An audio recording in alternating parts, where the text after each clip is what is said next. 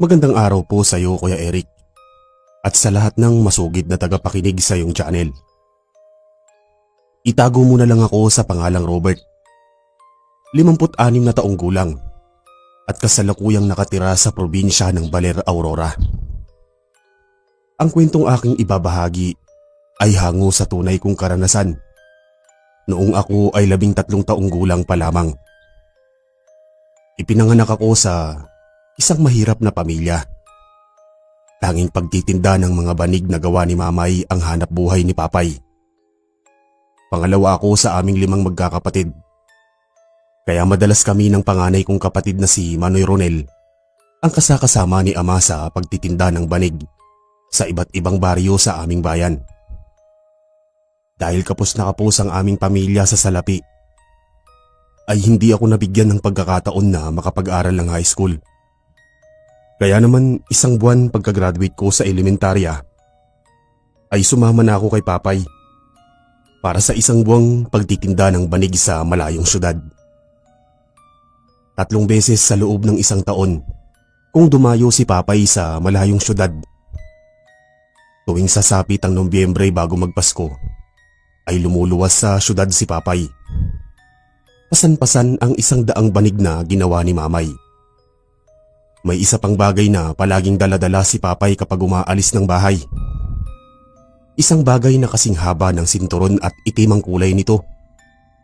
May maliliit ngunit mahabang tinik ang dulo ng bagay na yon. Alaga ni Papay sa paglilinis at paghahasa ang itim na bagay. Pagkatapos ay ipapasok niya ito sa isang makapal na balat na kasing haba ng bagay na yon. Dahan-dahan niya itong sinusuot sa kanyang bewang na parabang sinturon lang. Sa mura kong edad ay napapaisip ako kung ano ba ang bagay na yon. Nang minsan kong tinanong si Papay, ay pinagalitan lang ako. May mga bagay daw na hindi pa pwedeng malaman ng isang batang tulad ko.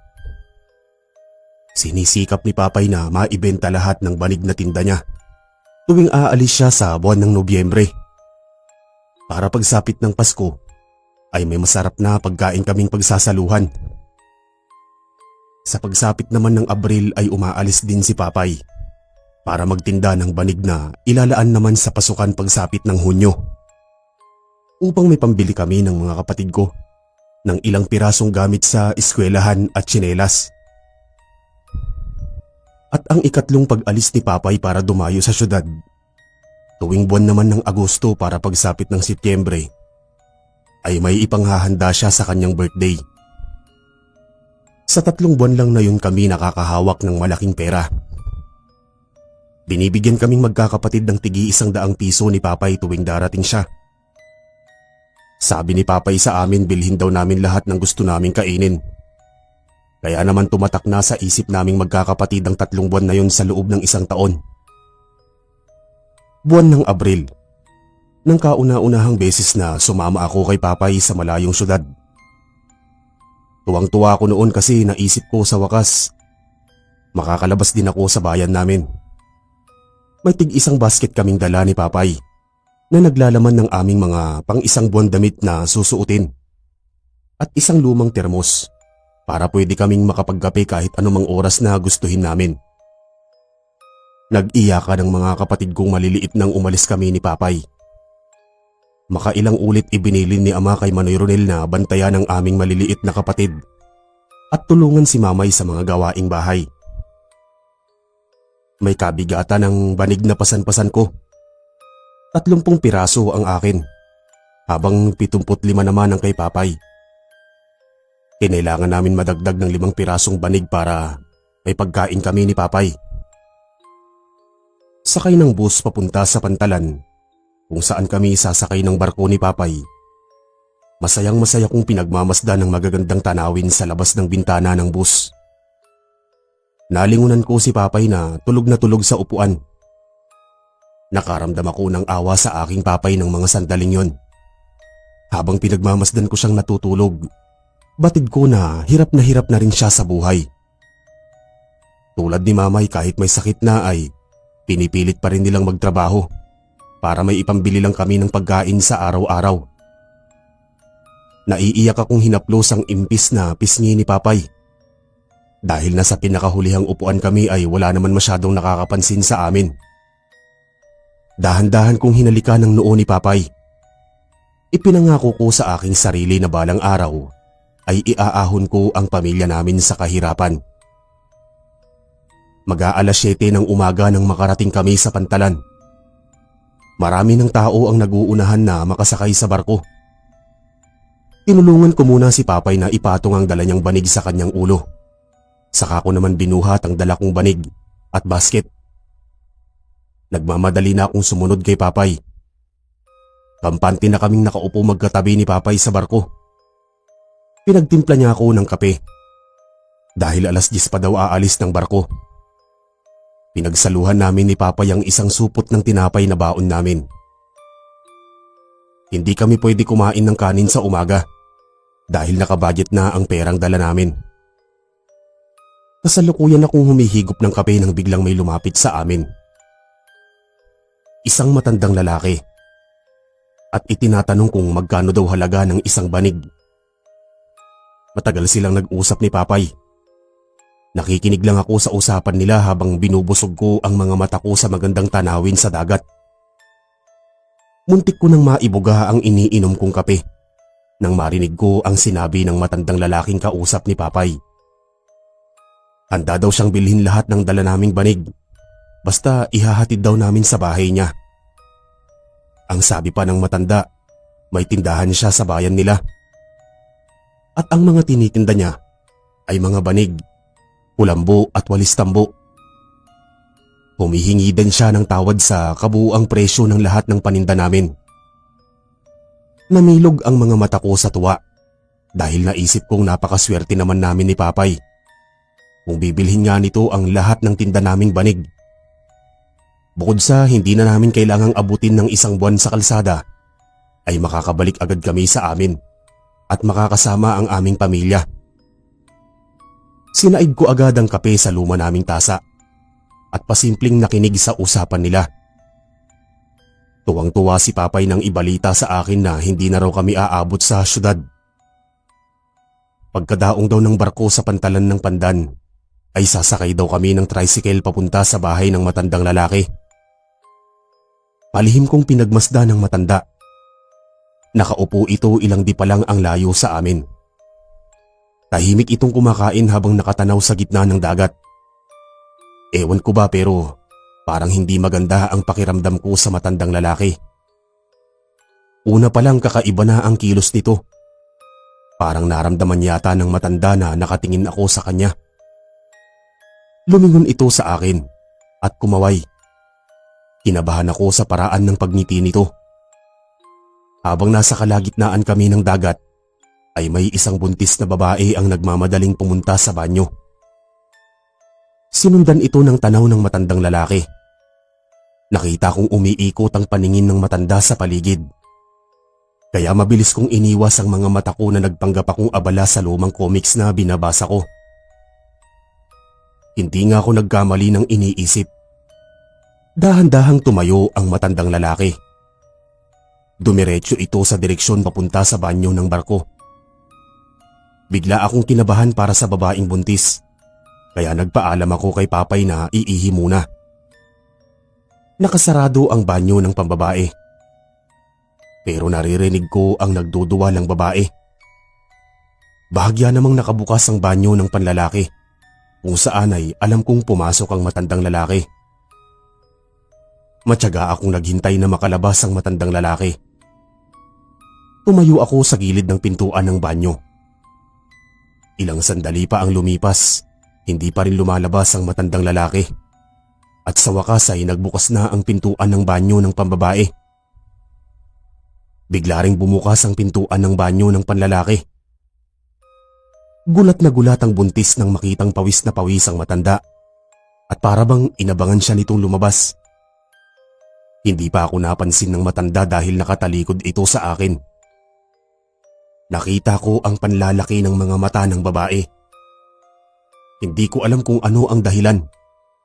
Dahan-dahang umatras ang buntis na para bang may kinakatakutan. Nang hindi na ako nakatiis ay pasigaw akong nagtanong, kung pwede ko na bang magamit ang banyo. Biglang huminto sa paghakbang ang matandang lalaki. Nakailang segundo pa ang lumipas bago ito lumingon sa akin. Natakot ako bigla nang tignan ako nito ng masama. Natabig pa nito ang braso ko nang nagmamadali itong umalis pabalik sa upuan niya. Nilapitan ko ang buntis na noon ay umiiyak na. Tinanong ko siya kung ayos lang ba siya. Umiling ito at sinabi na mag-iingat ako dahil may aswang na nakasakay sa barko. Nagmamadali nang lumayo ang buntis habang ako naman ay nakatulala pa rin. Paano ko sasabihin kay Papay ang mga nakita ko? Kapag sumama kami sa matanda, siguradong manganganib ang aming buhay.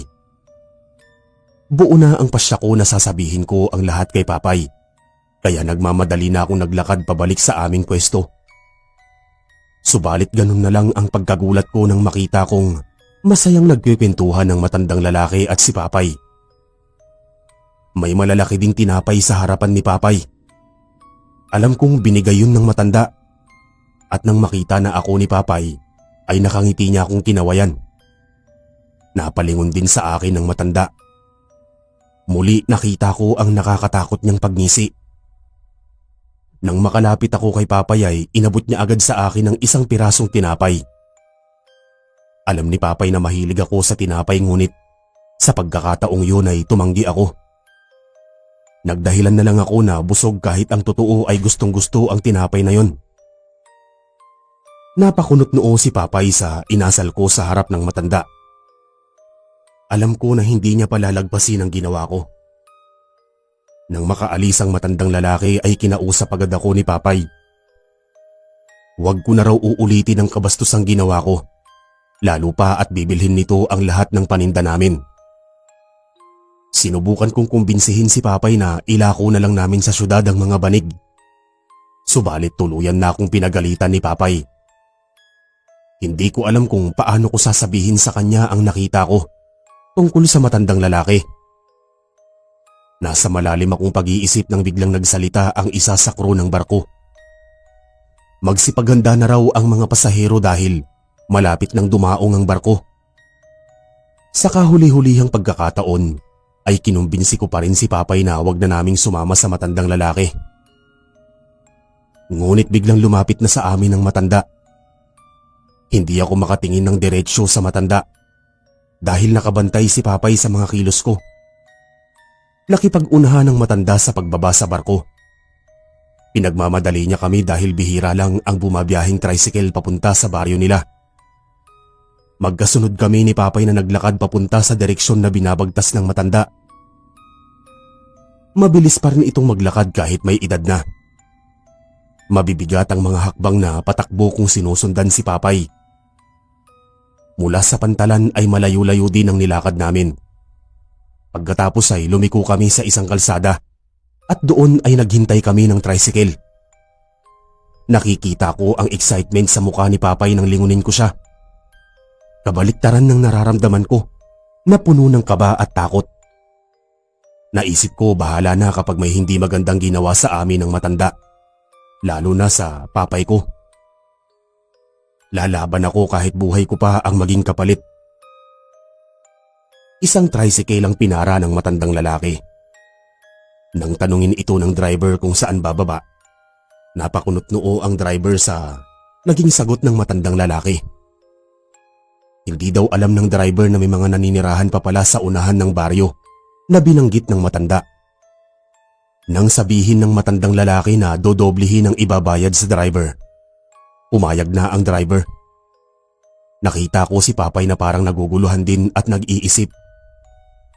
Sa naging takbo ng pag-uusap ng dalawa, may pagkakataon pa sana para magbago ang isip ni Papay.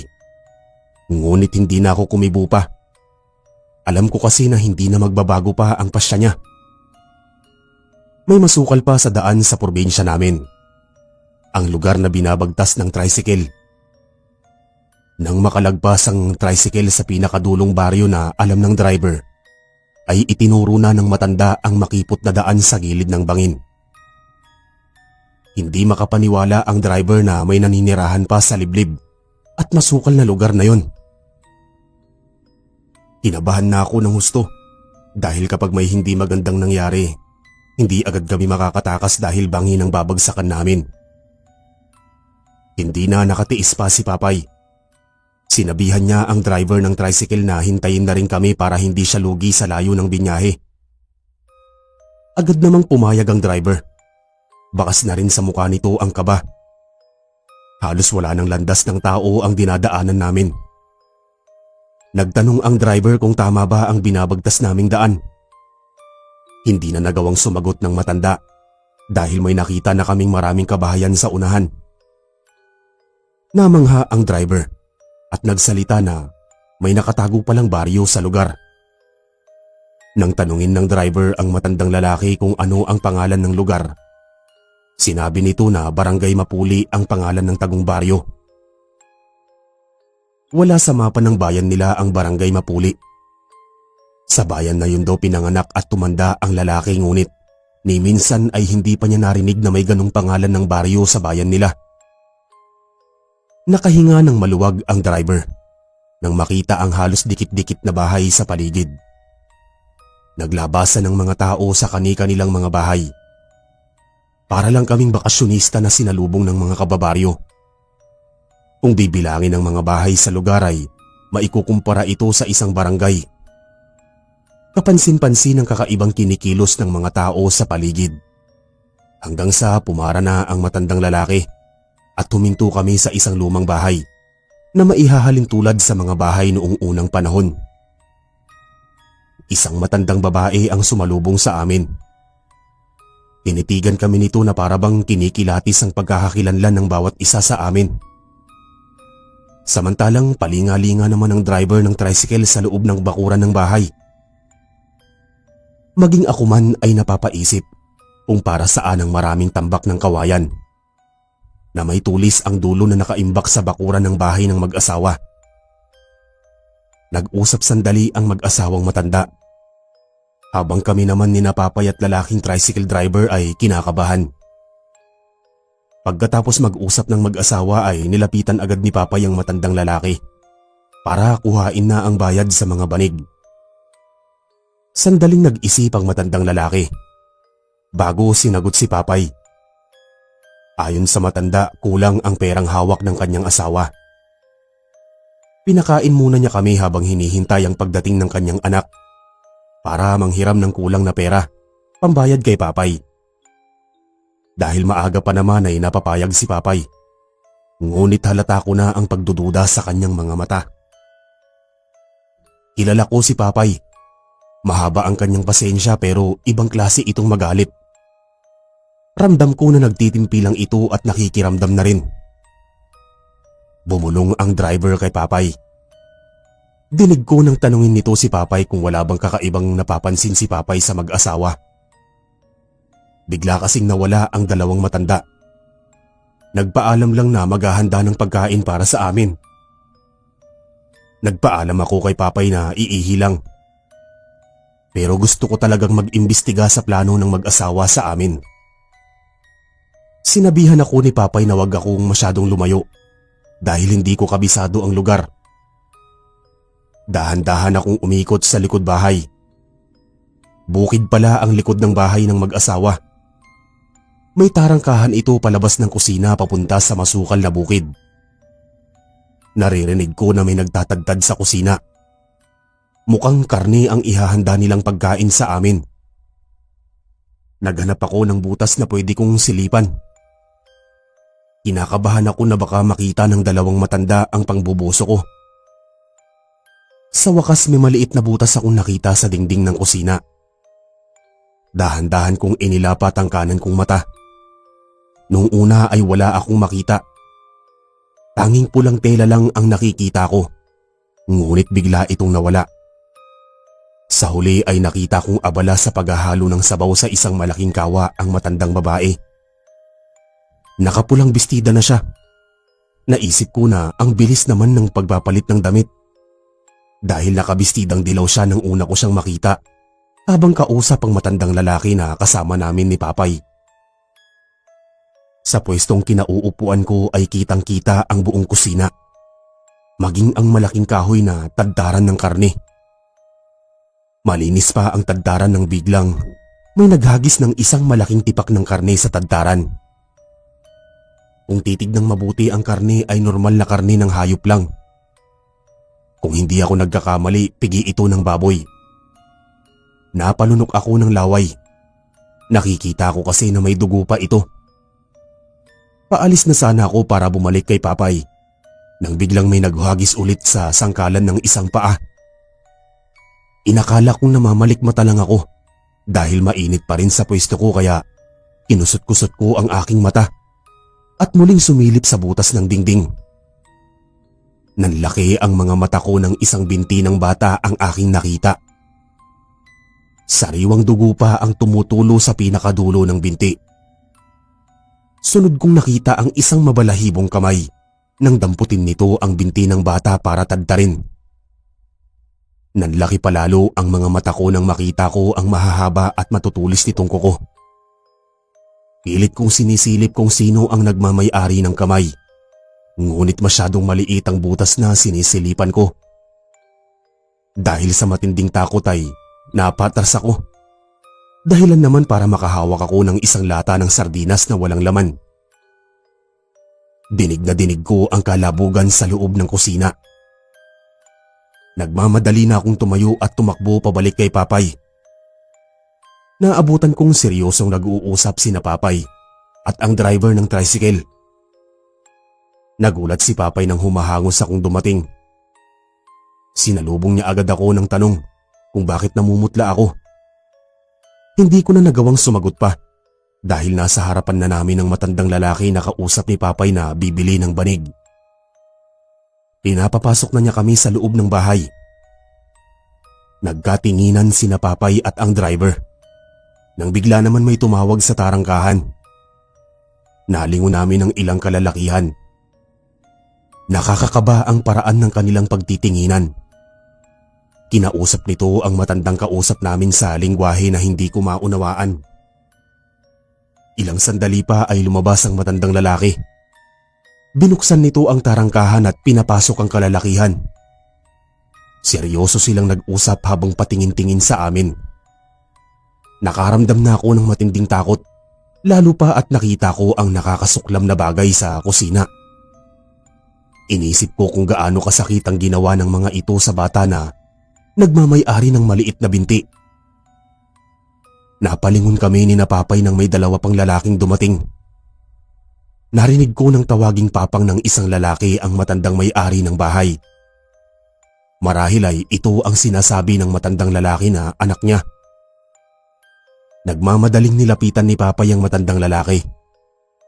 Sinabi ni Papay na baka pwede na siyang bayaran dahil may lakad pa kami. Maging ang tricycle driver ay nagpaalam na rin na kailangan niya nang makakabalik sa bayan dahil may service na bata pa siyang ihahatid sa eskwelahan. Makahulugang nagkatinginan ng kalalakihan habang ang matandang lalaki naman ay tinawag ang lalaki na tumawag sa kanya ng papang. Hindi ko sila inaalisan ng tingin. Buhay na namin ang nakataya kaya hindi ako maaaring makampante pa. Pagkatapos mag-usap ng mag-ama ay nilapitan agad ng matanda si Papay.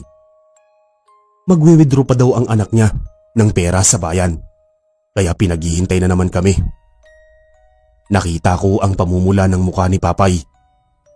Alam kong alam rin ni Papay na nasa panganib ang buhay namin. Mag-aalas 3 na noon ng umaga. Kung luluwas pa ang kanyang anak sa bayan, siguradong aabutin na kami ng gabi sa daan. Nakiusap si Papay na baka pwede kahit kalahati na lang ng dala naming mga banig ang bilhin ng matanda. Subalit bigla itong nagalit kay Papay at tinanong kung wala ba daw tiwala sa kanya si Papay. Sinabi ni Papay na babalik na lang kami sa kinabukasan. Nag-aalok kami ng banig sa bayan ngunit lalo lang nagalit ang matandang lalaki. Masama na rin ang tingin kay Papay ng mga lalaki habang tahimik lang na nakamasid ang anak nito. Nakita ko ang panginginig ng kamay ng driver, lalo na nang dumampot na ng kawayan na may tulis sa dulo ang kalalakihan. Nang tumingin ako sa paligid, may mga tao na rin pala sa labas ng bakuran. Isang barangay silang nakatingin sa amin. Bumulong na ang driver kay Papay na patay na raw kami. Siguradong hindi na kami makakalabas ng buhay. Bagamat alam kong kabado na rin si Papay, mas nakita ko ang galit sa kanyang mga mata. Galit na noon ko lang nakita lalo na nang lumingon siya sa akin. Alam kong ako ang iniisip ni Papay. Biglang pumikit si Papay at bumulong ng mga salitang hindi ko rin maunawaan. Pilit kaming pinapapasok ng matanda sa loob ng kanilang bahay. Naihina sa takot ang tricycle driver. Alam ko nakatapusan na nga namin dahil napapaligiran na kami ng mga tao sa loob at labas ng bahay. Nakakasulasok na amoy ang aming nalanghap nang makapasok kami sa loob ng bahay. Pinaghihintay kami ng matandang lalaki at nakahanda na raw ang aming pagkain. Nagkaroon ng pagkakataon na magkausap sina Papay at driver nang pumunta sa kusina ang matanda. Narinig ko na sinabihan ni Papay ang lalaki na kahit anong mangyari ay wag na wag kakain ng ihahain na karne. Mabilis ko din kinuwento kay Papay ang nakita ko sa kusina. Takot na umiiyak na ang driver sa sobrang takot. May kinuha si Papay sa loob ng kanyang dalang basket. Ibinigay ni Papay yun sa lalaki. Isang kutsilyo daw yun na may dasal. Lahat daw ng masugatan nun ay mamamatay. Mabilis naman itong inilagay ng lalaki sa bewang niya. Isang karet naman ang binigay sa akin ni Papay. Ayon kay Papay, kapag ligtas kaming makalabas sa nakatagong barangay na yon, ay papakainin niya ako sa masarap na restaurant. Binanggit din niya si Mamay at mga kapatid ko na naghihintay sa pag-uwi namin. Dagdag pa ni Papay, kapag may pagkakataon akong tumakas, una kong dapat gawin ay humingi ng tulong sa bayan. Hindi kami maaaring mamatay pareho, kaya sa mga sandaling yun ay buo na ang loob ko na lalaban kaming magkasama ni Papay. Sinarado ng matandang lalaki ang pintuan sa bungad. Itinaboy din niya ang mga tao sa labas ng bakuran nila. Ngunit ang mga kalalakihan sa unang dumating ay nanatili sa labas ng bahay. Alam ko na naghihintay lang sila ng hudyat ng matanda para atakihin kami. Nanginginig ang mga tuhod ng driver nang sabihin ng matanda na pwede na kaming kumain. Maraming nakahandang pagkain sa mesa ng madatnan namin. Lahat ay umuusok pa. Patunay na mga bagong luto ang lahat. Kahit tumutunog na ang tiyan ko sa gutom ay pinigilan ko. Alam ko kasi na pawang karne ng tao lahat ng nakahain sa mesa. Umupo ang matandang babae at lalaki at sa magkabilang uluhan ng mahabang mesa. Tumaas ang kilay ko nang marinig kong nagdadasal sila. Magagaling talaga magpanggap ang mag-asawa. Kung wala kang alam sa pagkatao nila, paniguradong maniniwala ka na mabuti silang mga tao. Hanggang sa nagsalita na ang matandang babae na kumain na daw kami. Nagsandok ako ng kanin at sabaw sa plato ko. Ganon din sina Papay at driver. Sarap na humihigop ang mag-asawa sa sabaw. Pagkatapos ay nilantakan ng mga ito ang malalaking tipak ng luto ng karne. Nasusuka na ako. Naaalala ko ang nakita ko. Ilang oras pa lang ang nakakaraan. Nakita ko nang sumandok si Papay ng isang hiwa ng karne. May kinuha siyang sa basket niyang dala. Isang kalamansi na mabilis niyang piniga sa plato niya. Tahimik lang akong nagmamasid sa plato ni Papay, habang ang driver naman ay panaylagok ng tubig sa baso. Kitang-kita ko na biglang nagbago ang isang hiwa ng karne na sinandok ni Papay. Nang biglang huminto ang matandang lalaki sa pagkain. Tahimik nitong tinignan ng mga plato namin. Nanlaki ang mga mata ko nang makita ko ang daliri ng isang bata sa plato ni Papay. Hindi nga kami nagkamali ni Papay nang sabihin sa amin na lilinlangin lang kami ng mga aswang. Napamura na si Papay at tumayo. Samantalang nanatiling nakaupo lang ang mag-asawa na nakikiramdam. Kinumpronta na ni Papay ang matandang lalaki kung paano niya kami nagawang lokohin at linlangin.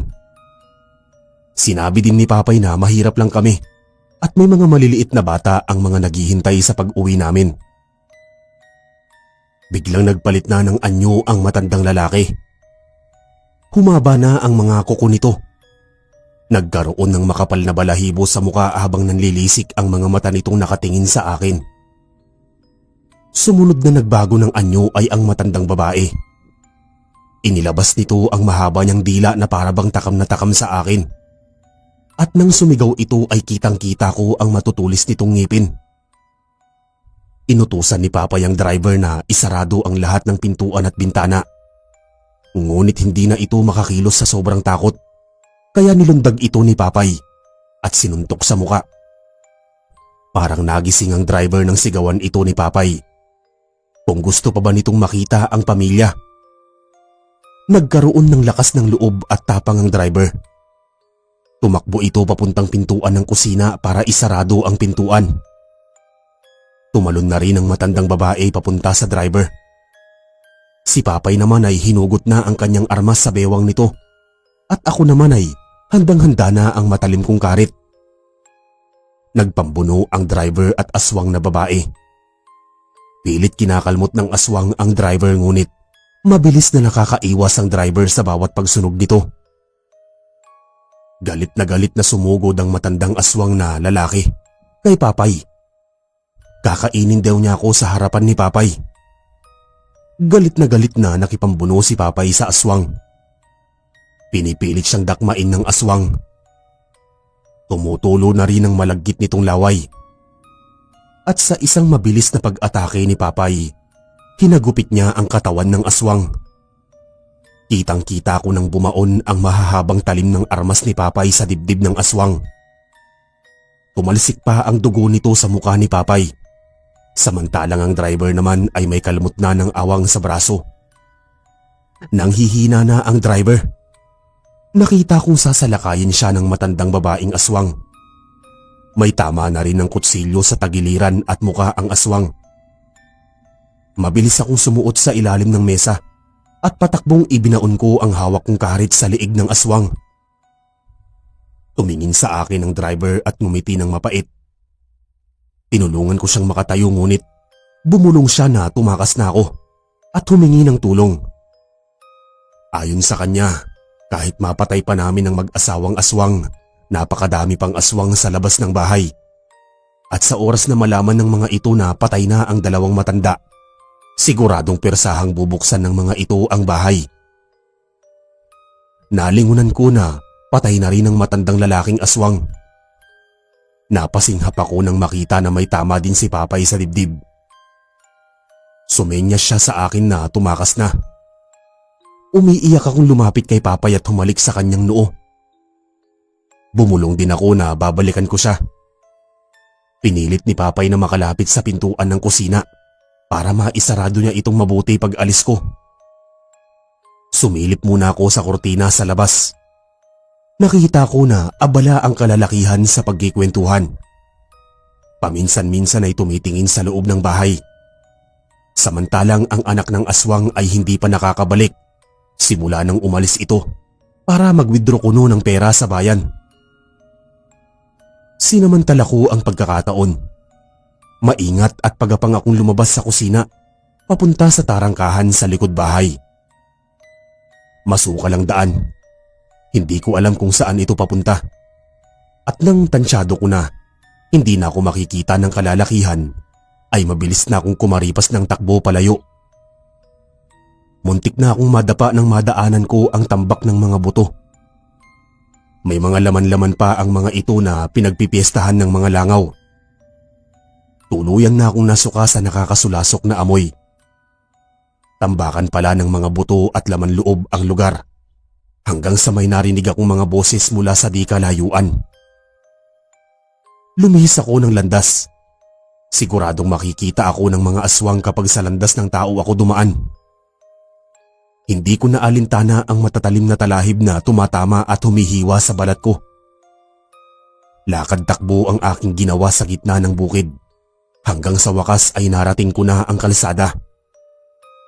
Hindi ko alam kung papunta saan ng kalsada ang binabagtas ko. Pagod na ako at nandidilim na rin ang aking paningin. hanggang sa nakakita ako ng isang grupo ng kalalakihan sa aking unahan. Mabilis akong nilapitan ng grupo at tinanong kung saan daan papunta sa pinakadulo ng baryo. Tinanong ko kung ang hinahanap ba nila ay ang nakatagong barangay. Halos sabay-sabay silang sumagot ng oo.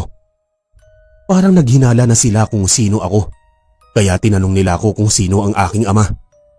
At nang marinig nila ang sagot ko, binuhat na ako ng isang lalaki. At pilit akong tinatanong kung tanda ko pa ba ang daan papunta sa nakatagong barangay. Sila daw ang tinawagan ni Papay sa pamamagitan ng dasal para sakluluhan kami. Naalala ko nga na bumulong si Papay bago kami pumasok sa loob ng bahay. Sa isang iglap ay nagbago ang kanilang mga anyo. Nagkaroon sila ng mga pakpak. Ilang sandali pa ay may dumating pang isang grupo na mas marami ang bilang kumpara sa naunang dumating. Hindi ko alam kung anong klaseng nilalang ba sila. Hindi naman sila kamukha ng mga aswang. Nagkaroon lang sila ng pakpak dahil natandaan ko pa ang daan papunta sa dulo ng baryo. Mabilis ko itong itinuro sa kanila habang karga ako ng isang lalaki. Nagulat ako nang tumalon ito kasama ko. Patalon-talon silang dumaan sa bukid sa gilid ng kalsada. Para siguro walang makakita sa kanila. Sakali man na may taong magawi. Madilim na nang marating namin ng barangay na maraming aswang sa paligid ang umaaligid. Bumulong ako sa mga kasama ko kung ano ang nasa paligid ng bahay na kinaroroonan ni Papay at kung ilang tao ang nakita ko para magkaroon sila ng ideya. Nakita kong pinaligiran nila ang buong barangay. Alam ko hindi magkakalayo ang bilang nila sa mga aswang na nakita ko. Pinabantayan nila ako sa isang kauri nila. Nagtago lang kami sa isang puno. Kitang-kita ko ang matinding sagupaan ng grupo nang tumulong sa amin at sa mga aswang na nabigla sa pagsalakay ng grupong kasama ko. Kulang-kulang isang oras ang lumipas, may tumalon sa harapan namin. Si Papay, habang nasa anyo na katulad ng grupong tumulong sa amin. Mabilis na naming nilisan ang nakatagong baryo. Naiwan pa ang ibang kasamahan ni Papay habang patuloy na nakikipaglaban sa mga aswang. Napangiti ako nang makita ko na karga ng isang kasamahan ni Papay ang walang malay na tricycle driver. Nagising ako na nasa barko na kami ni Papay pabalik sa aming probinsya. Nang tanungin ko si Papay kung ano ang nangyari, wag ko na raw isipin yun. Ang mahalaga, ligtas kaming makakauwi sa amin.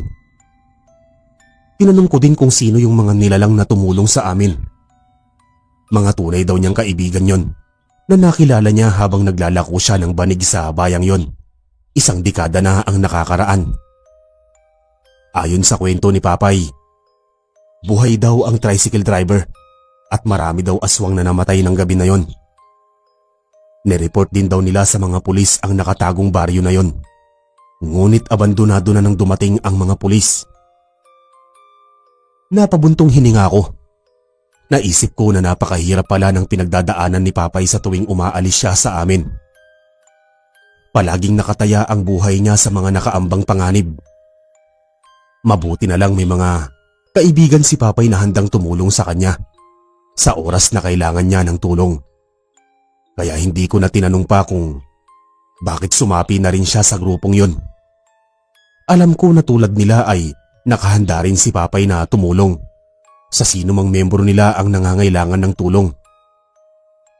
Nagulat si Mamay at mga kapatid ko nang makauwi kami ni Papay sa amin. Nagdahilan na lang si Papay. May inabot siyang kaunting halaga kay Mama. Alam ko na bigay yun ng mga kasamahan niya para hindi kami umuwing walang-wala. Tikom ang aking bibig kahit paulit-ulit akong tinanong ni Mamay at Manoy Ronel sa tunay na nangyari sa amin ni Papay. Habang buhay kong itinago ang sikretong yun ni Papay na kalaunan ay naging sikreto ko na rin. Dahil bago pa si Papay nawala sa mundo, sinamahan niya ako sa kuta ng grupong kinabibilangan niya bilang kapalit niya at bagong miyembro ng samahan nila. Tulad ko, may mga nakita din ako dun na kasing edad ko rin. Siguradong tulad ko ay anak din sila ng mga dating kasamahan ni Papay na naging kapalit nila nang sila ay pumanaw na. Ang tanging mahalaga sa akin ay makatulong ako sa mga nangangailangan, tulad ng panahong nangailangan kami ng tulong ni Papay. Handa din akong tumulong sa